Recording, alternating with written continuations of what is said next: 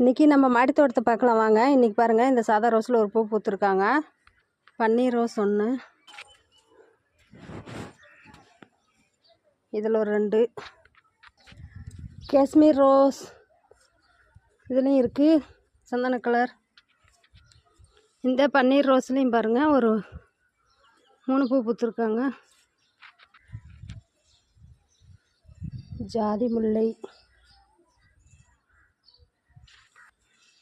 Table rose,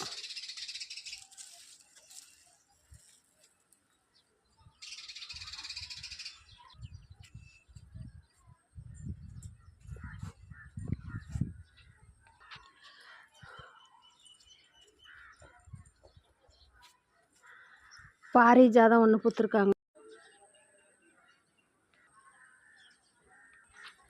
அவ்வளோதான். இந்த video பிடிச்சா லைக் பண்ணுங்கள்.